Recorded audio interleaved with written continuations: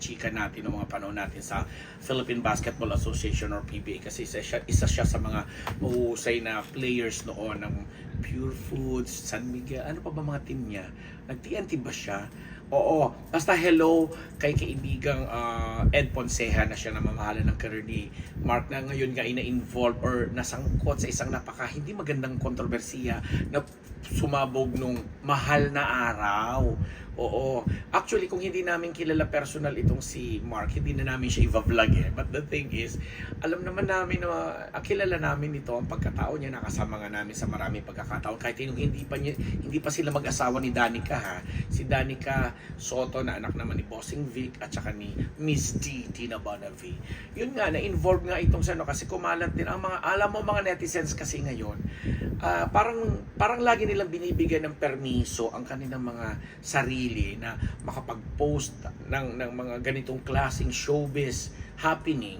Tapos, nilalagyan agad nila ng mga kung ano-anong kwento to the point na, alam mo yon wala silang sinisino o hindi sila nagpapasintabi sa posibleng, alam mo yon masagasaan, sa posibleng masaktan, etc. Kagaya nga nang nangyari kay Mark Pingris at kay Kim Rodriguez na alaga naman pala ni kaibigan at Mama Ogie Diaz na may mga sighting kasing naganap, may mga post na nakita lang na although magkahiwalay na post to ha sa Australia, sa Opera House yata na yung background nila na may picture itong si Mark tapos may picture din itong si Kim na pinagdugtong-dugtong, pinagtagni-tagni hanggang inilabas din yung isang parang picture nila nung una silang nagkita at nagkasama sa isang gasoline station naman or something na konektado naman pala lahat sa galawang basketball at pagiging muse nito ni Kim Rodriguez. So to cut the story short, sumabog nga ito, pumutok at inakusahang ito si Mark na nag-cheat sa kanyang asawang si Danica at sa pamilya nila.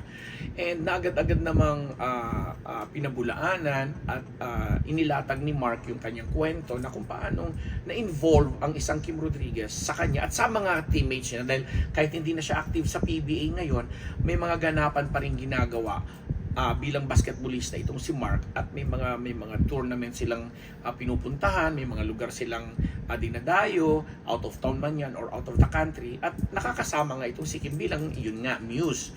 And sa ganito mga enkwentro, hindi natin talaga may iwasan na of all the basketball players na naglalaro or active or kasama sa team, si Mark talaga yung pinuntirya. So, nung naglabasan yung mga pictures na yon, agad namang dumipensa si Mark tapos sinugundahan ng kanyang asawang si Danica Soto at sinasabi niyang nagtitiwala sa kanyang asawa at never na-involve at magagawa yun ng asawa sa kanya dahil napaka-loyal daw nito at honest sa kanya na ikinalugod, ikinatuwa ng mga netizen kasi sabi nga nila sana makukuha ng lakas ng loob itong si Mark kung sakasakaling totoo yun dahil isipin mo nga ba naman isang Bossing Soto ang kanyang ano ba tawag doon? Ang kanyang manugang si Mark yung manugang. Yung parang father-in-law biyanan. Oo. Biyanang lalaki na alam mo namang si Vic Soto, iba rin naman ang impluwensya at power sa industriya. Lalo na si Miss D, nakilala rin namang mataray, super palaban, etc. Kumbaga sinasabi ng netizen dito at mga nag-o-observe sa showbiz, makakalusot ba ang isang Mark Pingris kung may mga ganong parents ang isang hindi na kay Danica di ba?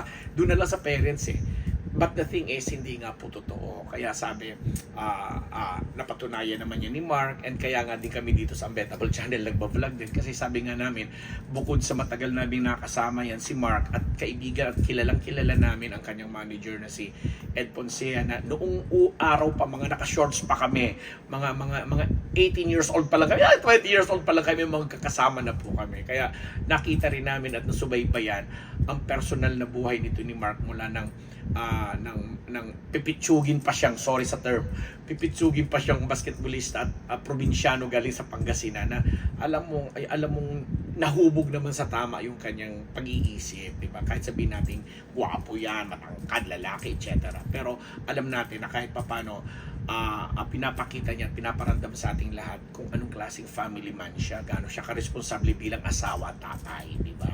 So, yun lang. Gusto lang namin sabihin na gano'n kasi dito sa Unbearable Channel gusto din naman maging parehas kasi hindi naman namin personal na kilala si Kim Rodriguez na kahit nga sinasabing alaga ni Mama Ogie Diaz at dinipensahan na rin ng kanyang manager at sinasabing parang gumigimik lang itong si Kim dahil mula sa GMA7 wala na siyang proyekto, tapos ito parang nag-iingay siya at the expense of ganitong klaseng publicity. Hindi naman din siguro parehas kasi sabi nga natin ang mga kwentong ganyan na sinisimulan sa mga litrato, mga video na pinapakalat sa social media ay malamang na pag-uusapan talaga, pero pag nagsalita na po sana ang mga involved, kagaya nito nagsalita si Mark, sana tapos na. And although hindi pa naman nagsasalita si Kim dahil ang nagsalita lang ang kanyang manager, kayo na po ang bahalang mag-isip kung paano nga ba ang mga galawang ano. Kasi bilang babae naman din siguro ay kailangan din protektahan ni Kim Rodriguez ang kanyang imahe, na alam mo yon na kahit sabi mo nasa showbiz siya at usong-uso ang mga ganitong kalakaran or natural lang ang mga ganitong kalakaran, napapanahon pa rin siguro na bilang artistang babae siguro mag-ano rin sa pahayag din siya. Although ay nirerespeto din natin kung siya'y mananahimik lamang, kasi sabi nga namin kung hindi mo nalang papansinin wala rin naman magiging issue. Kaya nga po kami dito sa Unbearable Gamel tatahimik na lang kami dahil sasaludo kami sa pamilyang Mark at Danica Pingris, at with all due respect kay Mama Ogie Alcacid tuloy, Ogie Diaz, talaga pong nagpapasalamat din kami kasi sabi nga namin pumutok din itong issue na to nung mahal na araw, at bago naman natapos ang mahal na araw, Biyernes Santo natapos na to